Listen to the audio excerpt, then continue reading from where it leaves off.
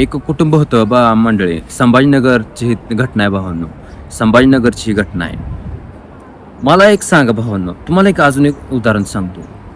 आपली मुलं जी आहेत, आपली मुलं जी आहेत, कुठं चाललीत भावांनो? कशी चालली ती? म्हणजे आपण हे मोबाईल जे देतो, मी आता ती मोबाईल मधनं शूट करतोय आयफोनमधनं. आपण हे मोबाईल कशासाठी यूज केला पाहिजे, मोबाईल घेतला पाहिजे, आपण त्याचा वापर केला कसा. पण कुणाकोणाची इच्छा म्हणजे कुणाकोणाची परिस्थिती नसते, कुणाकोणाची कशी गोष्ट नसतात की बा असं कोणाची परिस्थिती नसते, कोणाच्या कशा परिस्थिती असतात भावांनो ती सांगता येत नाही. मी मारायला चाललो म्हणून आई महागाई गेली त्याच्या, कुठं बा जाताय म्हणून, जा मुलगा जातोय म्हणून. भावांनो संभाजीनगर येथे खवल्या डोंगर म्हणून आहे, खवल्या डोंगराव तिथं गेला. मला आयुष्य संपवून टाकायचं. आई बापा वडील खाली थांबले, वडील त्याला फोन करत होते, बाळा नको अरे असं करू, नको असे करू. पण बाळ ऐकण्यास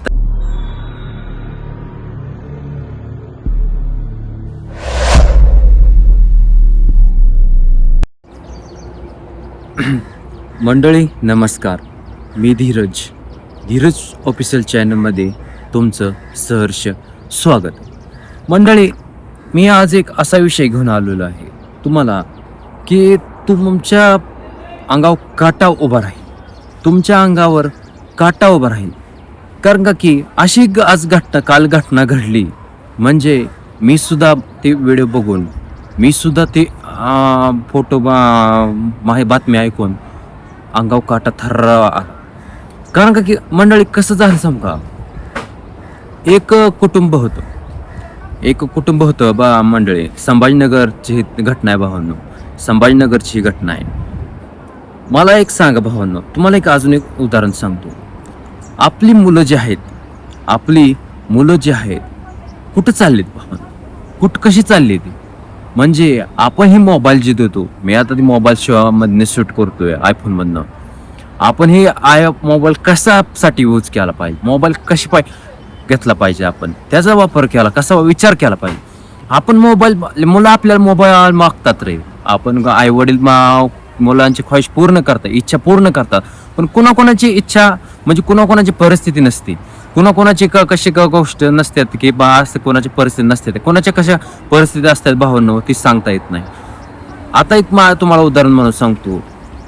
एखाद्या कुटुंबात जर परिस्थिती नसली, त्या मुलगा असेल त्यांच्यातल्या, ते मुलगा जर मला आयफोन पाहिजे म्हणला, मला हे मोबाईल पाहिजे, ती मोबाईल पाहिजे. मोबाईलची प्राइस भावांनो आयफोनची आता 60,000 70,000 किंमत आहे आयफोनच्या. मग मला सांगा, आयफोनच्या असं जर तुम्ही जिद्द करता, घरच्यांच्या कोणाची कशी परिस्थिती म्हणलं, तुम्हाला परिस्थिती नसते त्या कोणाकोणाच्या एवढे मोठे मोबाईल घेण्याच्या. पण काय मुलांचे कसं असतं, मला हे पाहिजे, मित्रांनी मोबाईल घेतला म्हणून मला मोबाईल असावा, त्याने मैत्रिणी मोबाईल घेतला म्हणून माझ्याकडे मोबाईल असावा, अशा काय मुलांचं हे असतं, दृष्टिकोन असतात. पण मुलांना तुम्ही विचार करता का? तुम्हाला आई वडील जिद्दीने कष्ट करतात आणि तुम्हाला शिकवण्यासाठी पैसा आणतात, शिकवण्यासाठी तुम्ही एवढं आई वडील रात्रंदिवस कष्ट करत असतात, ती तुम्हाला दिसत नाही. तुम्ही तर त्या दुसऱ्याकडे बघून तो म्हणता माझ्याकडे बी असलं पाहिजे, माझ्याकडे आता शर्ट आहे, दुसऱ्याकडे बघून चांगलं शर्ट चांगला आहे, मी त्या म्हणलं मला शर्ट पाहिजे, मला बी पाहिजे, मी बी घरच्यांना जिद्द करील का? तसं नसतं रे भावांनो. ज्याच्या त्या परिस्थितीनुसार चालावं लागतं, ज्याच्या त्याच्यानुसार आपल्याला राहावं लागतं. आता त्याच्याकडे मोठी फॉर्च्युनर आहे म्हणून मी डायरेक्ट जिद्द करेलच का? तसं नसतं रे भावांनो, तसं नसतं. विचार केला पाहिजे, ज्या त्या गोष्टीचा विचार केला पाहिजे, ज्या त्या वेळेनुसार मिळते रे भावांनो. कष्ट करा, मेहनत करा, गोष्टी मिळतात. कसं नसतं, स्वप्न बघा रे, स्वप्न बघा, पण जिद्द करू नका. जिद्द म्हणजे तुम्हाला खूप महागात पडते. तुमची जिद्द म्हणजे एकाचं आयुष्य सुद्धा संपू शकतं. अशीच घटना भावांनो संभाजीनगर येथे झाली घटना. संभाजीनगर अशीच एक भावांनो एक मुलगा होता, तरुण 18 वर्षाचा मुलगा होता भावांनो. 18 वर्षाचा मुलगा होता तो भावांनो. असंच घरच्या वडिलांचा विवाद झाला, मला मोबाईल पाहिजे, आयफोन पाहिजे म्हणून असे विवाद लागला त्याला. वडील म्हणले माझ्याकडे पैसा नाहीत बाळा, मी नंतर तुला मोबाईल घेतो. नाही पप्पा, मला आताच मोबाईल पाहिजे, नाही आताच पाहिजे.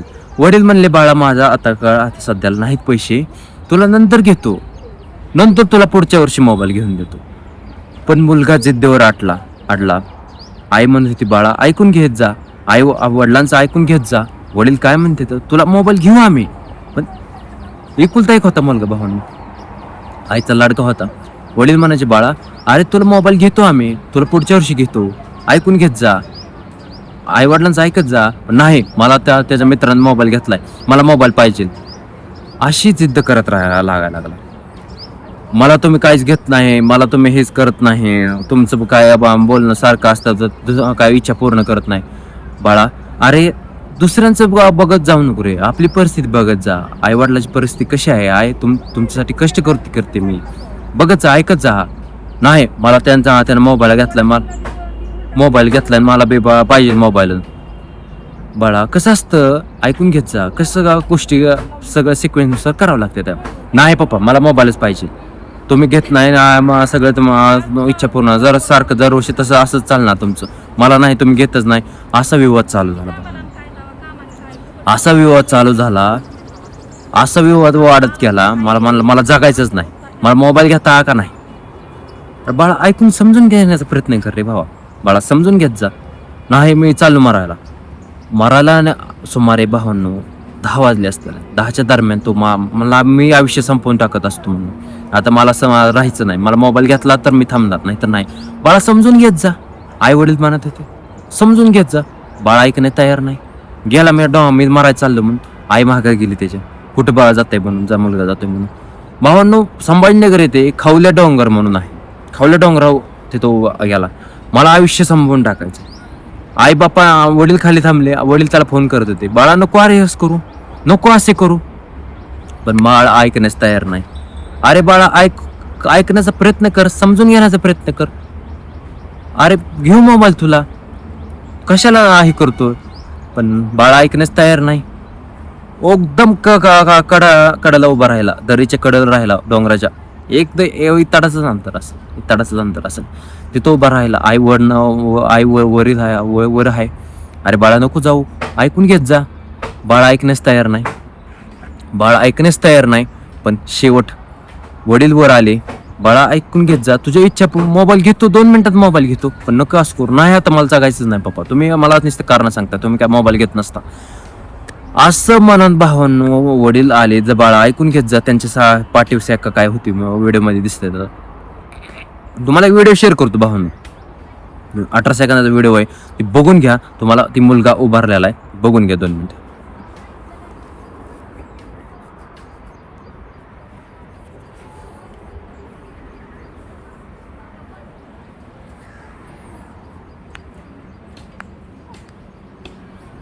बघितलं असं मंडळी, ती मुलगा किती हट्टबाज करतो. 18 वर्षाचा मुलगा आहे भावांनो, 18 वर्षाचा मुलगा आहे.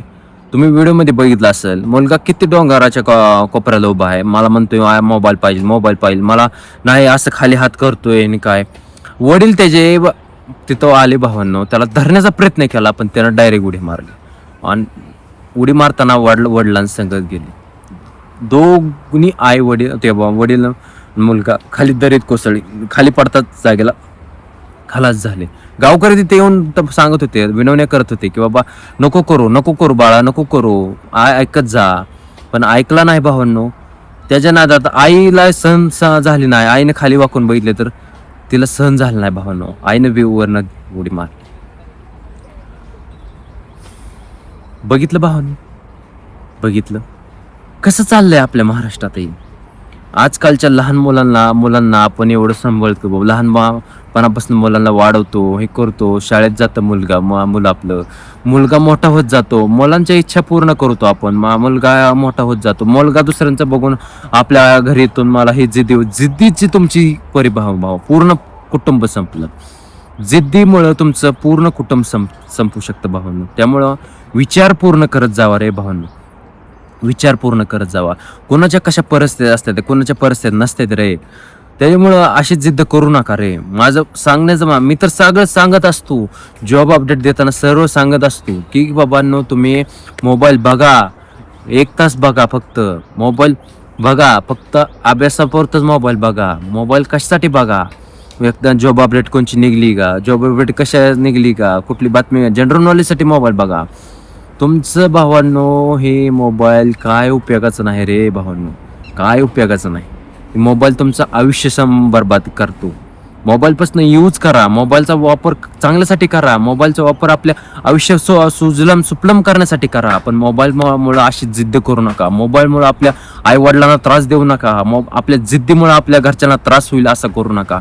आपल्या जिद्दीमुळे आपल्याला आपलं आयुष्य सुद्धा संपू शकतं आणि आपल्या नादात आपल्या कुटुंब सुद्धा संकटात येऊ शकतं. अशी ही जिद्द असते भावांनो. जिद्द कशाची करू नका रे. जिद्द आपली मेहनती करण्याचा ठेवा. जिद्द आपल्या सक्सेस होण्याची ठेवा. जिद्द आपली काहीतरी बनवून ठेवा दाखवायची करा. जिद्द अशी ठेवा की आपल्या पुढं काहीतरी कोणतरी गेलं त्याला गाठण्याची जिद्द ठेवा. जिद्द अशी ठेवा आपल्या आई वडिलाचं नाव करून दाखवा अशी जिद्द ठेवा. पण अशी जिद्द करू नका आपल्या ती गोष्ट आपल्या आई वडिलांचं नाव खाली आपल्या आई वडिलांचं संकट अशी जिद्द कधीच ठेवू नका भावांनो. कधीच ठेवू नका. माझी वारंवार सांगणं आहे असं करू नका रे भावांनो. करू नका. कायच मिळणार रे बाळा त्या मुलाला. एका आयफोनच्या चुकीमुळं पूर्ण आयुष्य बरबाद ते झालं त्याचं. आणि त्याच्या नादात त्याच्या आई वडिलाचं सुद्धा बरबाद झालं. बघून घ्या भावांनो. शिकण्यासारखं आहे रे भावांनो. शिकण्यासारखं आहे. काय मिळलं ते बघा. काय नाही मिळलं रे भावांनो. जिद्द कोणत्याच गोष्टीच करू नका. त्याच्यामुळं हे ध्यानात असू दे. ही संभाजीनगरची न्यूज आहे भावांनो. असेच आलो होतो घेऊन तुमच्यासाठी भावांनो. बघा जिद्दीमुळे पूर्ण कुटुंब संपलंय. एका जिद्दीमुळे पूर्ण कुटुंबाचा नायनाटा झाला. त्याच्यामुळे भावांनो जिद्द करू नका. सुखी राहा. आपल्या अभ्यासाला लागा. असेच भावांनो तुम्हाला मी रोज नवीन व्हिडिओ आणत असतो. आज मला ही व्हिडिओ करण्याचा आपला बाईट होती भावांनो. मला कधी जायचं होतं पण माझं थोडं पायाला प्रॉब्लेम असल्यामुळे मी आज व्हिडिओ केला. मी व्हिडिओ करणार होतो 1-2 दिवसांनी ही व्हिडिओ करणार होतो पण माझं थोडं पायाला प्रॉब्लेम झाल्यामुळं मला चालता येणार म्हणून मी जाऊ शकलो नाही त्या मुलाखतीला. मला कस्टमरला सांगितलं की नंतर करू 2 दिवसांनी करू. बघा ही असते जिद्द भावना. त्यामुळे जिद्द करू नका भावना. तुम्ही जर आपल्या यूट्यूब चॅनल जर नवीन असेल तर चॅनल सबस्क्राईब करा. बेल नोटिफिकेशन ऑन करा म्हणजे आपले डेलीची व्हिडिओ डेलीची कंटेंट पहिली नोटिफिकेशन तुम्हाला येईल भावांनो. आणि व्हिडिओला लाईक करत जा भावांनो. तुम्हाला ही मेहनतीची व्हिडिओ शेळीपालन असो बोकड पालन असो जॉब अपडेट असो अशी कोणची महाराष्ट्रातील न्यूज भारतातील न्यूज तुम्हाला मी घेऊन येत असतो भावांनो. तर भेटूया भावांनो नेक्स्ट व्हिडिओमध्ये. जय हिंद जय महाराष्ट्र भावांनो. वंदे मातरम भावांनो.